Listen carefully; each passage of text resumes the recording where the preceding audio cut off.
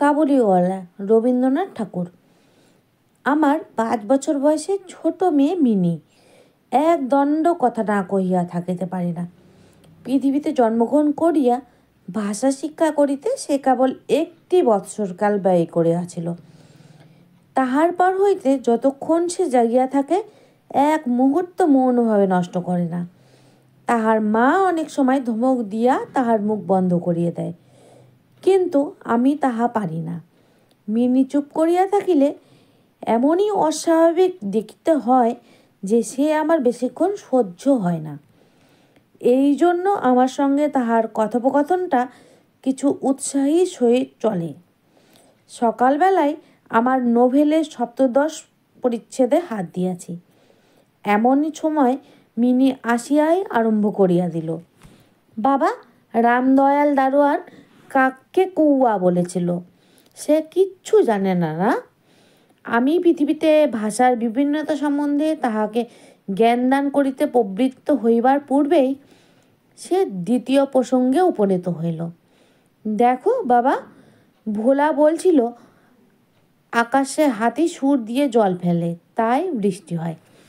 মা গো, ভোলা এত মিছিমিছি বকতে পারে, কেবলই বকে, দিন রাত বকে। এ সম্বন্ধে আমার মতামতের জন্য কিছুমাত্র অপেক্ষা না করিয়া হঠাৎ জিজ্ঞাসা করিয়া বসিল, বাবা, মা তোমার কে হয়? মনে মনে কহিলাম শ্যালিকা। মুখে কহিলাম, মিনি, তুই ভোলার সঙ্গে খেলা করগি যা, আমার এখন কাজ আছে। সে তখন আমার লিখিবার টেবিলের পাশে আমার পায়ের কাছে বসিয়া নিজের 2 হাঁটু এবং হাত লইয়া অতি দ্রুত উচ্চারণে আগডুম বাগডুম খেলিতে আরম্ভ করিয়া দিল।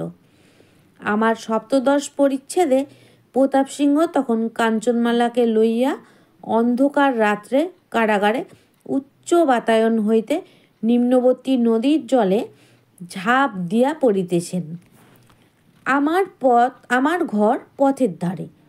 হঠাৎ মিনি আগডুম বাগডুম খেলা রাখিয়া জানালার ধারে ছুটিয়া গেল এবং চিৎকার করিয়া ডাকিতে লাগিল, কাবুলিওয়ালা, ও কাবুলিওয়ালা!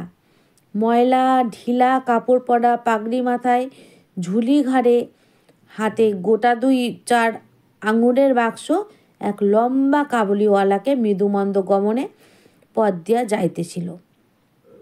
তাহাকে দেখিয়া আমার কন্যারত্নের কিরূপ ভাবোদয় হইল বলা শক্ত। তাহাকে ঊর্ধ্বশ্বাসে ডাকাডাকি আরম্ভ করিয়া দিল।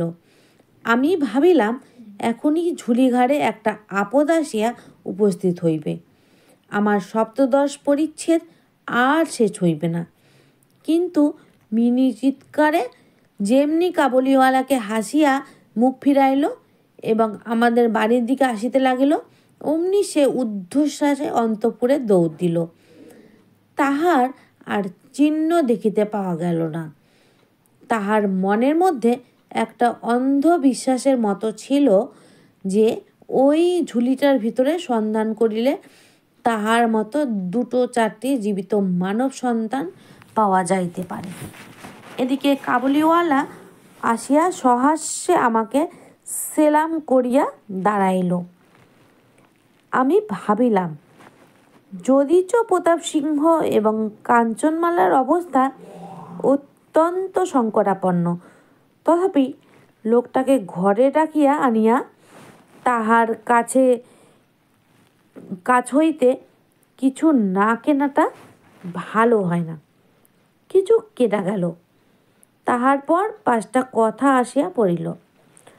আব্দুর রহমান, রুশ, ইংরেজ প্রভৃতিকে লইয়া সীমান্ত রক্ষানীতি সম্বন্ধে গল্প চলিতে লাগিল। অবশেষে উঠিয়া যাইবার সময় সে জিজ্ঞাসা করিল, বাবু, তোমার লড়কি কোথায় গেল? আমি মিনির অমূলক ভয় ভাঙিয়া দিবার অভিপ্রায়ে তাহাকে অন্তঃপুর হইতে ডাকাইয়া আনিলাম। সে আমার গা ঘেঁষিয়া কাবুলির মুখ এবং ঝুলির দিকে সন্দিগ্ধ নেত্রক্ষেপ করিয়া দাঁড়াইয়া রহিল। কাবুলিওয়ালা ঝুলির মধ্য হইতে কিশমিশ খুবানি বাহির করিয়া তাহাকে দিতে গেল। সে কিছুতেই লইল না। দ্বিগুণ সন্দেহের সহিত আমার হাঁটুর কাছে সংলগ্ন হইয়া রহিল। প্রথম পরিচয়টা এমনইভাবে গেল। কিছুদিন পরে একদিন সকালবেলায় আবশ্যকবশত বাড়ি হইতে বাহির হইবার সময় দেখি আমার দুহিতাটি দ্বারে সমীপস্থ বেঞ্চের উপর বসিয়া অনর্গল কথা কহিয়া যাইতেছে এবং কাবুলিওয়ালা তাহার পদতলে বসিয়া সহাস্য মুখে শুনিতেছে এবং মধ্যে মধ্যে প্রসঙ্গক্রমে নিজের মতামত দোআঁশলা বাংলায় ব্যক্ত করিতেছে। মিনির পঞ্চবর্ষীয় জীবনের অভিজ্ঞতায় বাবা ছাড়া এমন ধৈর্যবান শ্রোতা সে কখনো পায় নাই। আবার দেখি তাহার ক্ষুদ্র আঁচল বাদাম কিশমিশে পরিপূর্ণ। আমি কাবুলিওয়ালাকে কহিলাম, উহাকে এসব কেন দিয়েছ? অমন করে দিও না বলিয়া পকেট হইতে একটা আধুলি লইয়া তাহাকে দিলাম। সে অসংকোচে আধুলি গ্রহণ করিয়া ঝুলিতে পড়িল।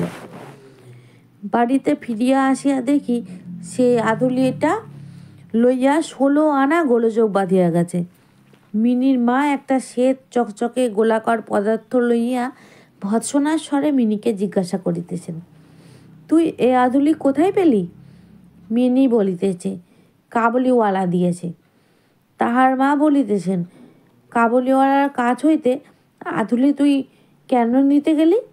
মিনি ক্রন্দনের উপক্রম করিয়া কহিল, আমি চাইনি, সে আপনি দিল। আমি আসিয়া মিনিকে তাহার আসন্ন বিপদ হইতে উদ্ধার করিয়া বাহিরে লইয়া গেলাম। সংবাদ পাইলাম কাবুলিওয়ালার সহিত মিনির এই যে দ্বিতীয় সাক্ষাৎ তাহা নহে। ইতিমধ্যে সে প্রায় প্রত্যহ আসিয়া পেস্তা বাদাম ঘুষ দিয়া মিনির ক্ষুদ্র লুব্ধ হৃদয়টুকু অনেকটা অধিকার করিয়া লইয়াছে। দেখিলাম এই দুটি বন্ধুর মধ্যে গুটি কতক বাধা কথা এবং ঠাট্টা প্রচলিত আছে। যথা, রহমতকে দেখিবা মাত্র আমার কন্যা হাসিতে হাসিতে জিজ্ঞাসা করিত, কাবুলিওয়ালা, ও কাবুলিওয়ালা, তোমার ও ঝুলির ভিতর কি? রহমত একটা অনাবশ্যক চন্দ্রবিন্দু যোগ করিয়া হাসিতে হাসিতে উত্তর করিত, হাতি। অর্থাৎ তাহার ঝুলির ভিতরে যে একটা হস্তি আছে, এইটাই তাহার পরিহাসের সূক্ষ্ম মর্ম। খুব যে বেশি সূক্ষ্ম তাহা বলা যায় না, তথাপি এই পরিহাসে উভয়েই বেশ একটু কৌতুক অনুভব করিত এবং শরৎকালের প্রভাতে একটি বয়স্ক এবং একটি অপ্রাপ্তবয়স্ক শিশুর সরল হাস্য দেখিয়া আমারও বেশ লাগিত। উহাদের মধ্যে আরও একটা কথা প্রচলিত ছিল। রহমত মিনিকে বলিত, খোঁখি, তুমি শ্বশুরবাড়ি কখনো যাবে না? বাঙালির ঘরের মেয়ে আজন্মকাল শ্বশুরবাড়ি শব্দটার সহিত পরিচিত, কিন্তু আমরা কিছু একেলে ধরনের লোক হওয়াতে শিশু মেয়েকে শ্বশুরবাড়ি সম্বন্ধে সজ্ঞান করিয়া তোলা হয় নাই। এই জন্য রহমতের অনুরোধটা সে পরিষ্কার বুঝিতে পারিত না, অথচ কথাটার একটা কোনো জবাব না দিয়া চুপ করিয়া থাকা নিতান্ত তাহার স্বভাব বিরুদ্ধ। সে উল্টিয়া জিজ্ঞাসা করিত, তুমি শ্বশুরবাড়ি যাবে? রহমত কাল্পনিক শ্বশুরের প্রতি প্রকাণ্ড মোটা মুষ্টি আমফালন করিয়া বলিত, আমি শ্বশুরকে মারবে। শুনিয়া মিনি শ্বশুর নামক কোনো এক অপরিচিত জীবের দুরবস্থা কল্পনা করিয়া অত্যন্ত হাসিত। এখন শুভ্র শরৎকাল। প্রাচীনকাল হইতে এই সময়েই রাজারা দিগ্বিজয় বাহির হইতেন। আমি কলকাতা ছাড়িয়া কখনো কোথাও যাই নাই, কিন্তু সেই জন্যই আমার মনটা পৃথিবীময় ঘুরিয়া বেড়ায়। আমি যেন আমার ঘরের কোণে চিরপ্রবাসী। বাহিরের পৃথিবীর জন্য আমার সর্বদা মন কেমন করে। একটা বিদেশের নাম শুনিলেই অমনি আমার চিত্ত ছুটিয়া যায়। তেমনি বিদেশি লোক দেখিলেই অমনি নদী, পর্বত, অরণ্যের মধ্যে একটা কুটিরের দৃশ্য মনে উদয় হয় এবং একটা উল্লাসপূর্ণ স্বাধীন জীবনযাত্রার কথা কল্পনায় জাগিয়া ওঠে। এদিকে আবার আমি এমন উদ্ভিজ্জ প্রকৃতি যে আমার কোনটুকু ছাড়িয়ে একবার বাহির হইতে গেলে মাথায় বজ্রাঘাত হয়। এই জন্য সকালবেলায় আমার ছোট ঘরে টেবিলের সামনে বসিয়া এই কাবুলির সঙ্গে গল্প করিয়া আমার অনেকটা ভ্রমণের কাজ হইত। দুই ধারে বন্ধুর দুর্গম দগ্ধ রক্তবর্ণ উচ্চ গিরিশ্রেণী, মধ্যে সংকীর্ণ মরুপথ, বোঝাই করা উষ্ট্রের শ্রেণী চলিয়াছে। পাগড়ি পরা বণিক ও পথিকেরা কেহ বা উটের পরে, কেহ বা পদব্রজে, কাহারও হাতে বর্ষা, কাহারও হাতে সেকেলে চকমকি ঠোকা বন্দুক। কাবুলি মেঘ মন্দ্রস্বরে ভাঙা বাংলায় স্বদেশের গল্প করিত, আর এই ছবি আমার চোখের সম্মুখ দিয়া চলিয়া যাইত। মিনির মা অত্যন্ত শঙ্কিত স্বভাবের লোক। রাস্তায় একটা শব্দ শুনিলেই তাহার মনে হয় পৃথিবীর সমস্ত মাতাল আমাদের বাড়িটা বিশেষ লক্ষ্য করিয়া ছুটিয়া আসিতেছে। এই পৃথিবীটা যে সর্বত্রই চোর, ডাকাত, মাতাল, সাপ, বাঘ, ম্যালেরিয়া, শুঁয়োপোকা, আরশোলা এবং গোড়ার দ্বারা পরিপূর্ণ, এতদিন খুব বেশি দিন নহে পৃথিবীতে বাস করিয়াও সে বিভীষিকা তাহার মন হইতে দূর হইয়া যায় নাই। রহমত কাবুলিওয়ালা সম্বন্ধে তিনি সম্পূর্ণ নিঃসংশয় ছিলেন না। তাহার প্রতি বিশেষ দৃষ্টি রাখিবার জন্য তিনি আমাকে বারবার অনুরোধ করিয়াছিলেন। আমি তাহাকে সন্দেহ হাসিয়া উড়াইয়া দেবার চেষ্টা করিলে তিনি পর্যায়ক্রমে আমাকে গুটি কতক প্রশ্ন করিলেন। কখনো কি কাহারও ছেলে চুরি যায় না? কাবুল দেশ কি দাস ব্যবসা প্রচলিত নাই? একজন প্রকাণ্ড কাবুলির পক্ষে একটা ছোট ছেলে চুরি করিয়া লইয়া যাওয়া একেবারেই কি অসম্ভব? আমাকে মানিতে হইল। ব্যাপারটা যে অসম্ভব তাহা নহে, কিন্তু অবিশ্বাস্য। বিশ্বাস করিবার শক্তি সকলের সমান নহে। এই জন্য আমার স্ত্রীর মনে ভয় রহিয়া গেল। কিন্তু এই বলিয়া বিনা দোষে রহমতকে আমাদের বাড়িতে আসিতে নিষেধ করিতে পারিলাম না।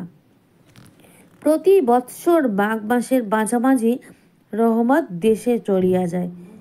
এই সময়টা সমস্ত পাওনার টাকা আদায় করিবার জন্য সে বড় ব্যস্ত থাকে। বাড়ি বাড়ি ফিরিতে হয়, কিন্তু তবু একবার মিনিকে দর্শন দিয়া যায়। দেখিলে বাস্তবিক মনে হয় উভয়ের মধ্যে যেন একটা ষড়যন্ত্র চলিতেছে। সকালে যেদিন আসিতে পারে না, সেদিন দেখি সন্ধ্যার সময় আসিয়াছে। অন্ধকারে ঘরের কোণে সেই ঢিলেঢালা জামা, পায়জামা পরা, সেই ঝুলিওয়ালা লম্বা লোকটাকে দেখিলে বাস্তবিক হঠাৎ মনের ভিতর একটা আশঙ্কা উপস্থিত হয়। কিন্তু যখন দেখি মিনি কাবুলিওয়ালা করিয়া হাসিতে হাসিতে ছুটিয়া আসে এবং দুই অসমবয়সী বন্ধুর মধ্যে পুরাতন সরল পরিহাস চলিতে থাকে, তখন সমস্ত হৃদয় প্রসন্ন হইয়া ওঠে। একদিন সকালে আমার ছোট ঘরে বসিয়া প্রুফশিট সংশোধন করিতেছি। বিদায় লইবার পূর্বে আজ দিন দুই তিন হইতে শীতটা খুব কনকনে হইয়া উঠিয়াছে। চারিদিকে একবারে হিহিকার পড়িয়া গিয়াছে। জানালা ভেদ করিয়া সকালের রৌদ্রটা টেবিলের নিচে আমার পায়ের ওপর আসিয়া পড়িছে। সেই উত্তাপটুকু বেশ মধুর বোধ হইতেছে। বেলা বোধ করি 8টা হইবে। মাথায় গলবন্ধ জড়ানো উষাচরণ প্রাতভ্রমণ সমাধা করিয়া প্রায় সকলে ঘরে ফিরিয়া আসিয়াছে। এমন সময়ে রাস্তায় ভারী একটা গোল শোনা গেল। চাহিয়া দেখি আমাদের রহমতকে দুই পাহারাওয়ালা বাঁধিয়া লইয়া আসিতেছে। তাহার পশ্চাতে কৌতূহলী ছেলের দল চলিয়াছে। রহমতের গাত্রবস্ত্রে রক্তচিহ্ন এবং একজন পাহারাওয়ালার হাতে রক্তাক্ত ছোড়া। আমি দ্বারের বাহির গিয়া পাহারাওয়ালাকে দাঁড় করাইলাম। জিজ্ঞাসা করিলাম, ব্যাপারটা কি? কিয়দংশ রহমতের কাছে শুনিয়া জানিলাম আমাদের প্রতিবেশী একজন লোক রামপুরি চাদরের জন্য রহমতের কাছে কিঞ্চিৎ ধারিত। মিথ্যাপূর্বক সেই দিনা সে অস্বীকার করে এবং তাহা লইয়া বর্ষা করিতে করিতে রহমত তাহাকে একটা ছুরি বসাইয়া দিয়াছে। রহমত সেই মিথ্যাবাদের উদ্দেশ্যে নানারূপ অশ্রাব্য গালি দিতেছে। এমন সময় কাবুলিওয়ালা ও কাবুলিওয়ালা করিয়া ডাকিতে ডাকিতে মিনি ঘর হইতে বাহিরে আসিল। রহমতের মুখ মুহূর্তের মধ্যে কৌতুক হাস্যে প্রফুল্ল হইয়া উঠিল। তাহার স্কন্ধে আজ ঝুলি ছিল না, সুতরাং ঝুলি সম্বন্ধে তাহাদের অভ্যস্ত আলোচনা হইতে পারিল না। মিনি একেবারেই তাহাকে জিজ্ঞাসা করিল, তুমি শ্বশুর বাড়ি যাবে? রহমত হাসিয়া কহিল, সেখানেই যাচ্ছে। দেখিল উত্তরটা মিনির হাস্যজনক হইল না। তখন হাত দেখাইয়া বলিল, শ্বশুরাকে মারিতাম, কিন্তু কি করিব, হাত বাঁধা। সাংঘাতিক আঘাত করা অপরাধে কয়েক বৎসর রহমতের কারাদণ্ড হলো। তাহার কথা এক প্রকার ভুলিয়া গেলাম।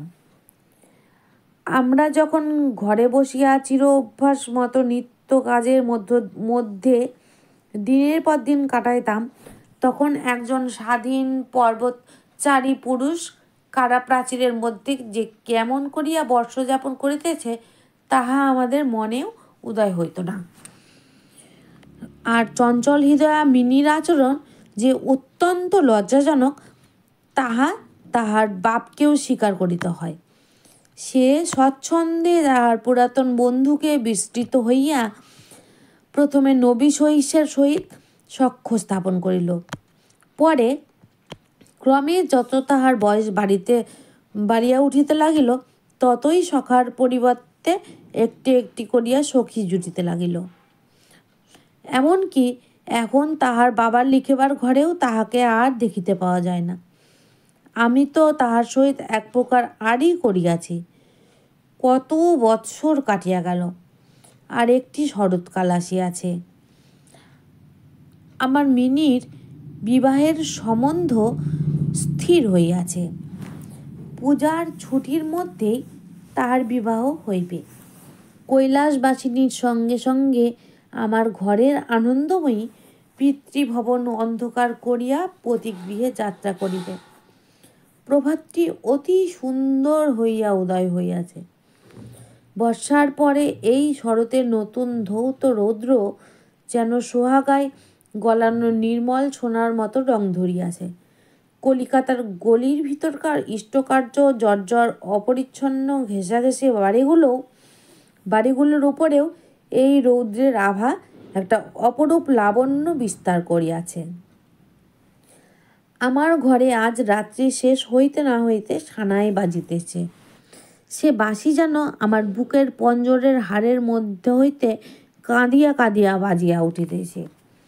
করুণ ভৈরবী রাগিণীতে আমার আসর বিচ্ছেদ ব্যথাকে শরতের রৌদ্রের সহিত সমস্ত বিশ্বজগৎময় ব্যপ্ত করিয়া দিতেছে। আজ আমার মিনির বিবাহ। সকাল হইতে ভারী গোলমাল, লোকজনের আনাগোনা। উঠোনে বাঁশ বাঁধিয়া পাল খাটানো হইতেছে।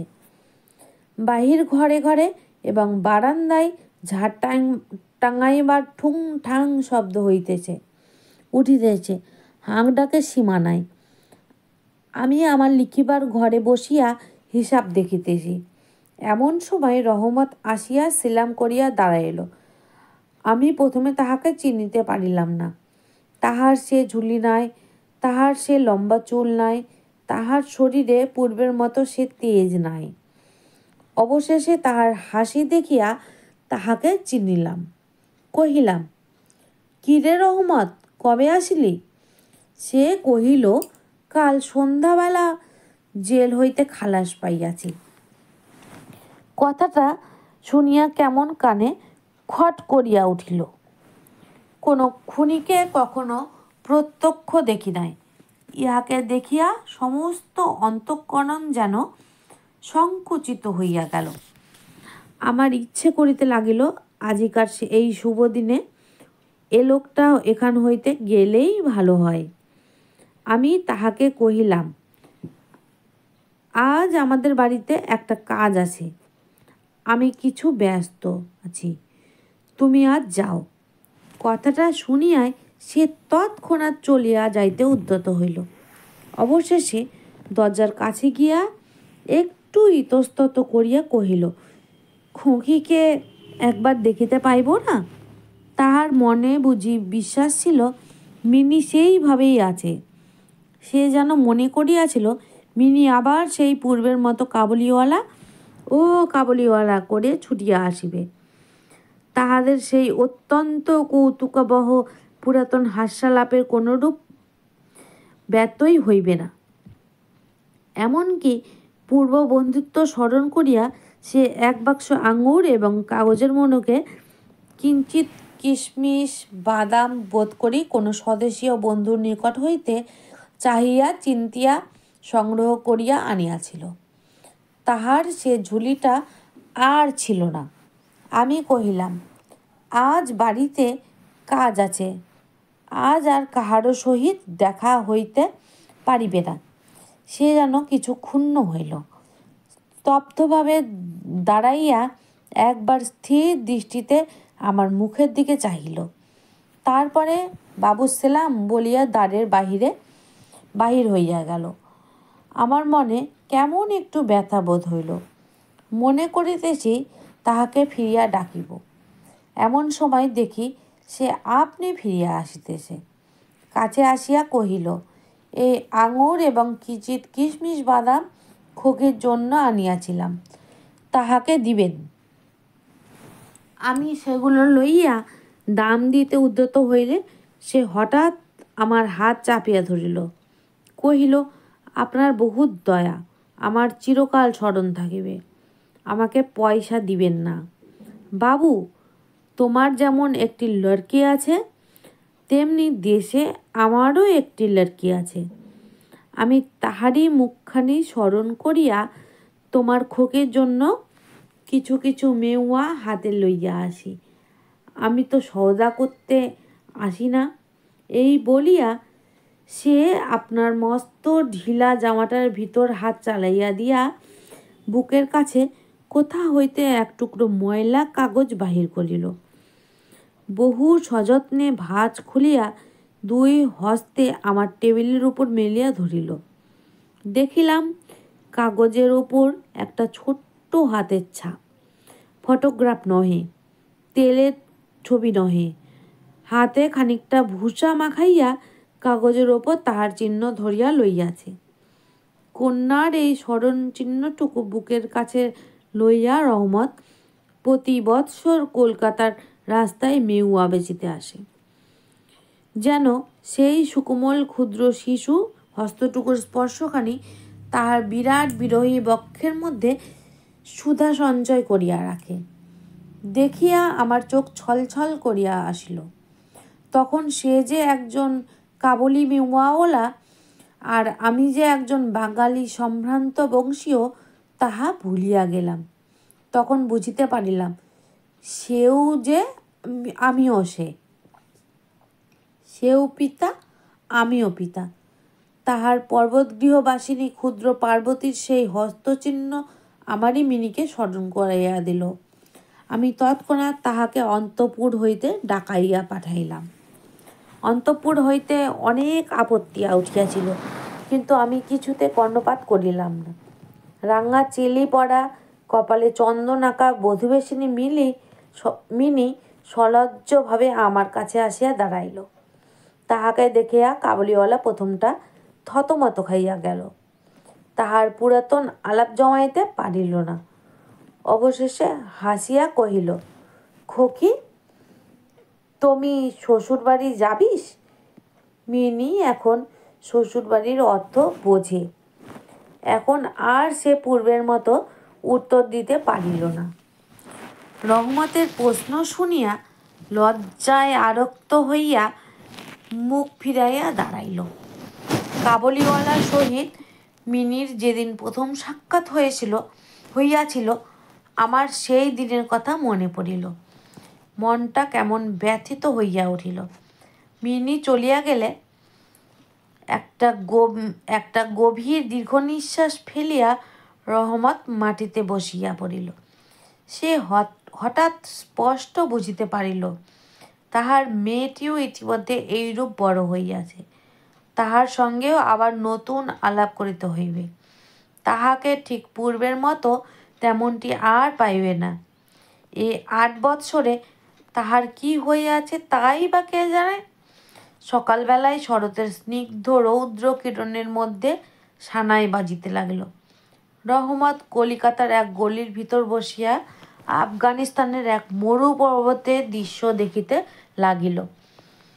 আমি একখানি নোট লইয়া তাহাকে দিলাম, বলিলাম, রহমত, তুমি দেশে তোমার মেয়ের কাছে ফিরিয়া যাও। তোমাদের মিলন সুখে আমার মিনির কল্যাণ হোক। এই টাকাটা দান করিয়া হিসাব হইতে উৎসব সমারোহের দুটো একটা অঙ্গ ছাটিয়া দিতে হইল।